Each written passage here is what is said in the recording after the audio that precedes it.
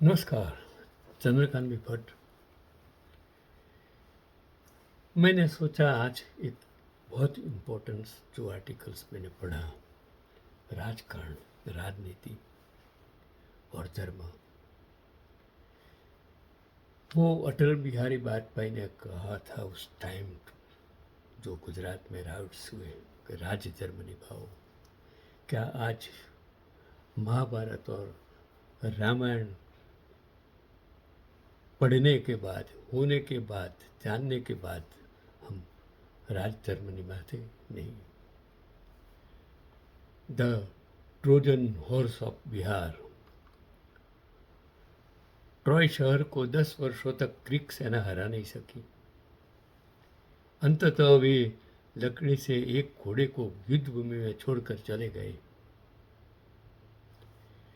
शहरवासियों ने जीत की खुशी मनाई और उस घोड़े को शहर के भीतर लाकर चौराहे पर खड़ा कर दिया।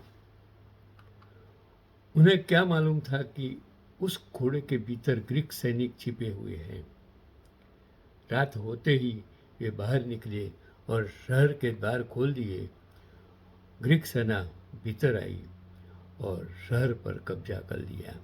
आज भारत की राजनीति ऐसी है, जिस भ्रष्टाचार की बूम लगाते थे, ईमानदारी की बात करते थे, जो सत्ता पक्ष को भ्रष्टाचार और बेईमान बताते थे, जो सत्ता पक्ष को महंगाई बढ़ाने वाले, गलत कामों करने वाले बताते थे, आज सत्ता में आकर वही भ्रष्टाचार करके, वही बेईमानी करके, वही गद्दारी करके सत्ता को गले लगाकर उसको खा गए हैं, उसको खत्म कर दिया है। सारा काम निकल जाने के बाद लकड़ी के उस घोड़े को जला दिया गया और नीतीश कुमार भी आज कुछ उसी अंतिम चरण में दिखाई देते हैं। एक दौर में लालू, पासवान और दूसरे साथियों से राजनीतिक प्रतिस्पर्धा में भी पिछड़ चुके नीतीश ने अपनी प्रासंगिकता और सत्ता बचाए रखने के लिए बिहार की राजनीति में सांप्रदायिक राजनीति को अपना चेहरा और वकार सौंप दिया। दरअसल बिहार में उन्होंने वही काम किया जो जेपी आंदोलन ने पूरे भारत की राजनीति में किया। कभी कभी आंदोलन जिस लिए होता था,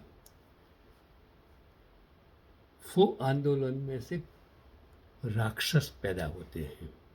जेपी आंदोलन और अन्ना आंदोलन ने साबित कर दिया कि आंदोलनों का परिणाम आज लोकपाल कहाँ है, भ्रष्टाचार विरुद्ध का कानून कहाँ है, वो अन्ना सो गया है, जिसके महत्वाकांक्षा महात्मा गांधी बनने की थी, आज सो गया है। वो जेपी आंदोलन उसके खून से राक्षस पैदा कर दिए, ऐसा मेरा कहने का वक्तव्य। जो राक्षस लोग तो मर जाते थे, उसके खून में से दूसरे राक्षस पैदा होते थे। हालांकि जेपी आंदोलन केवल कांग्रेस विरोध नहीं था, वह भारतीय लोकतंत्र में एक नैतिक और वैचारिक हस्तक्षेप था और संपूर्ण क्रांति का विचार भ्रष्टाचार, केंद्रीकरण और सत्ता के दुरुपयोग के खिलाफ एक व्यापक राजनीतिक चेतना थी।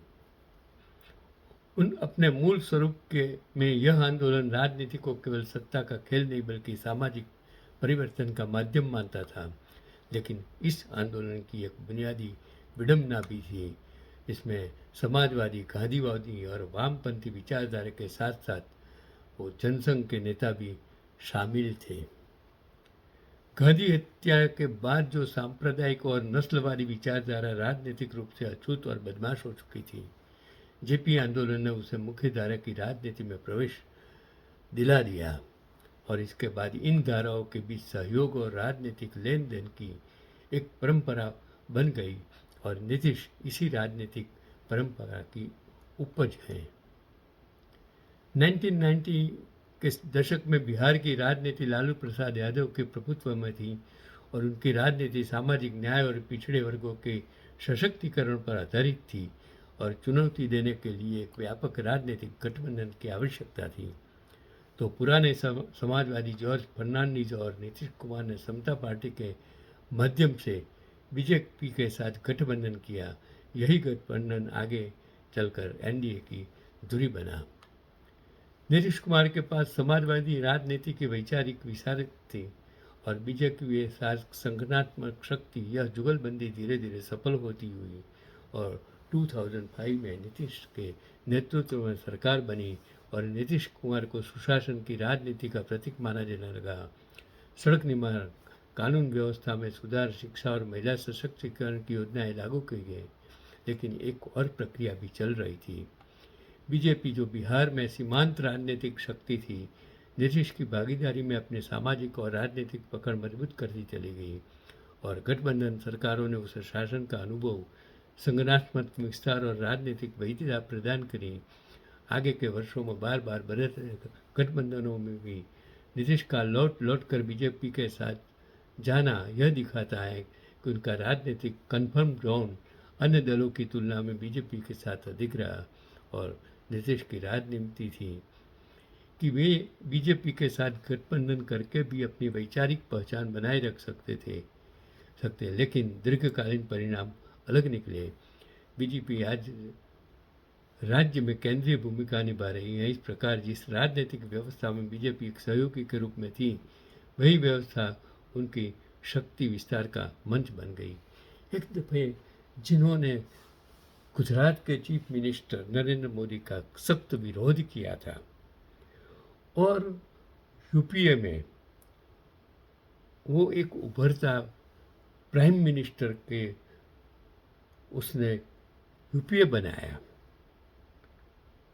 और उसकी जो राजनीति है, कभी कभी जिसका हाथ पकड़ता है उसको ही वो छोड़कर दूसरे हाथ पकड़ लेता है। उस नीति ने यूपीए के साथ उसने जो किया और उसका परिणाम आज सत्ता केंद्र में जो आ गई वो उसका ही परिणाम था और उसे परिणाम की वजह से उसको सरेंडर करना पड़े अपने आप को।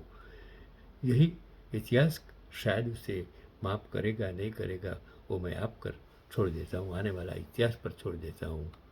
और इस पूरी प्रक्रिया में सबसे बड़ा नुकसान बिहार की समाजवादी राजनीति को हुआ। राम मनोहर लोहिया और जयप्रकाश नारायण की विचारधारा पर आधारित राजनीति कभी बिहार की मुख्य धारा हुआ करती थी, वह छोटे छोटे दलों में टूट गई और समाजवाद का स्थान चुनावी स्वयंकरण और जातीय गठबंधनों ने ले लिया है। और दूसरे और बीजेपी ने राष्ट्रवाद, कल्याणकारी योजना और मजबूत संघ ढांचे को और उसने अपने संस्थानों का जो केंद्रीकरण कर दिया और वही संस्थानों का उपयोग, मैं उसको दुरुपयोग कहूँ या उपयोग कहूँ आप पर छोड़ देता हूँ, उसने सब कुछ खरीद लिया। एक भय का वातावरण आज पूरा देश में इस तरफ और लोगों की सोच इस तरफ बदल दी कि जो 70 साल में हुआ सब कुछ गलत हुआ और आज जो हुआ वही सच्ची आज़ादी आज ही मिली है, ऐसा लोगों के दिमाग में, युवाओं के दिमाग में, लोगों की सोच में डाल दिया और वो धार्मिक विष का जो ध्रुवीकरण कर दिया आज देश में, उसी का परिणाम ये होगा, आने वाली पीढ़ियों में ये होगा कि वो विष इतना, ये जहर इतना फैल जाएगा, शायद लोकशाही के लिए वो जहर गलत साबित होगा। वो मैं आप पर छोड़ देता हूँ कि परिणाम स्वरूप बिहार की राजनीति का वैचारिक संतुलन पूरी तरह बदल चुका है। नीतीश की विरासत अभी पूरी तरह तय नहीं हुई है, जिन्होंने बिहार को स्थिरता और सकारात्मक बदलाव भी दिए, लेकिन तमाम सुशासनों के तमगों में के बावजूद इतिहास नेताओं को केवल उनके शासन से नहीं बल्कि उनके राजनीतिक निर्णयों के दीर्घकालीन परिणामों से भी आंकता है। इतिहास यह दर्ज करेगा कि नीतीश कुमार का सबसे बड़ा असर उनकी सरकारें नहीं थी, बल्कि वह राजनीतिक प्रक्रिया थी जिसके माध्यम से बिहार की राजनीति धीरे धीरे सांप्रदायिक दल बन में बदल गई।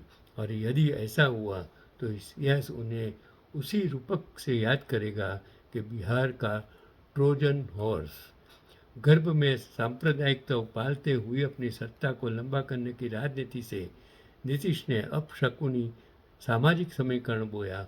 उसकी फसल तहलका रही है।